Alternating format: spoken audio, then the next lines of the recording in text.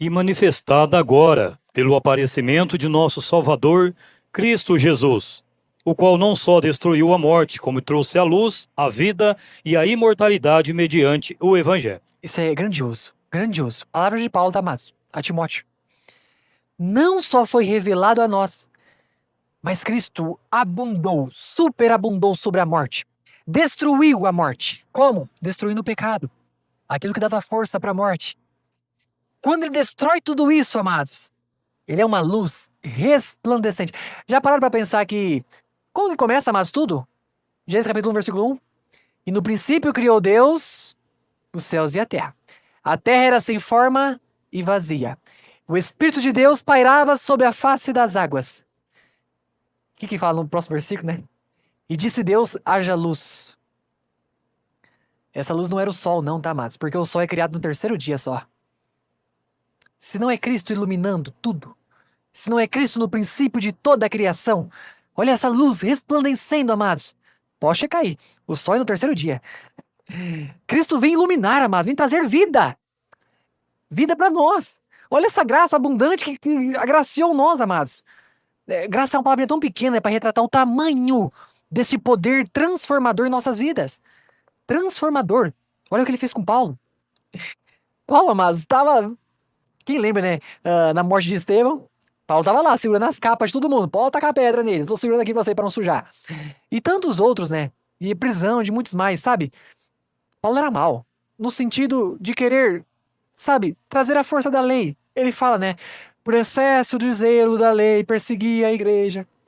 Em tantos outros versículos, né? Vou lembrar de alguns deles aqui. Mas enfim, a graça abundou tanto na vida dele, amados, que aquela vida passada dele era isso que ele dizia. Porque eu sou o menor de todos, não sou digno de ser chamado apóstolo. A graça transformou tamanho a vida dele, amados, que faz sentido ele falar que o amor de Cristo nos constrange.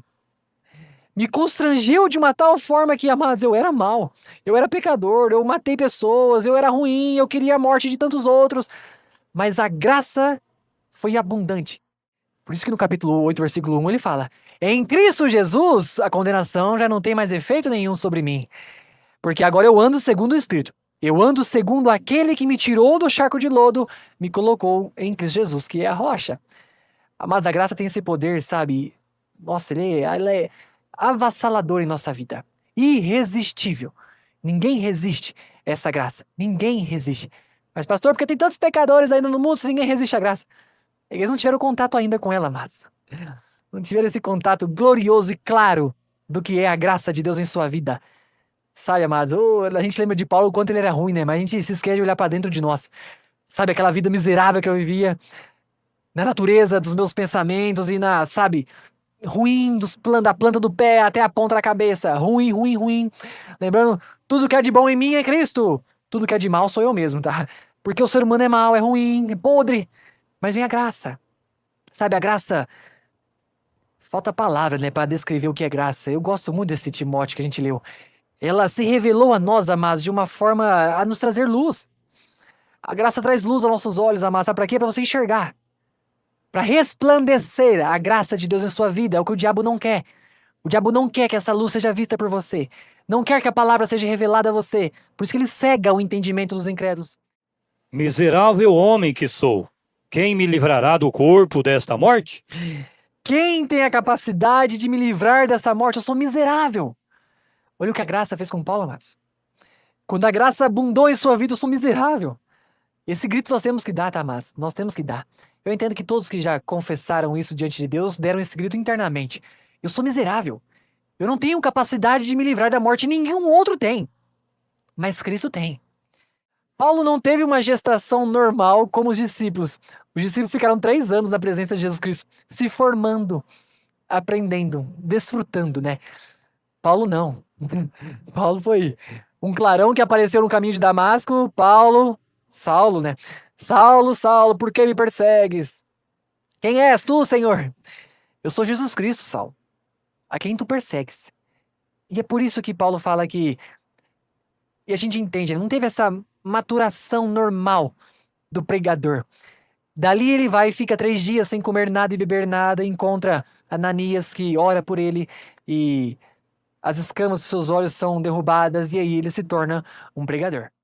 Nascido fora do tempo, nascido por último, como derradeiro. E aí que ele fala no versículo 9: porque, amados, eu não quero briga nenhuma com apóstolo nenhum, porque eu alto me considero o menorzinho deles. Nem mereço ser chamado apóstolo, porque eu cometi tamanhas atrocidades com a própria igreja de Cristo, perseguindo, consentindo na morte de muitos, prendendo tantos outros. Mas pela graça de Deus eu sou o que sou. Trabalhei muito mais, percorri muito mais, corri muito mais. Amados, nós já falamos sobre isso, né?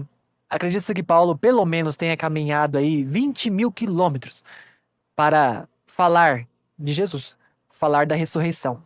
Muito mais do que qualquer um outro apóstolo. Pelo menos que tenha sido registrado, né? Muito mais.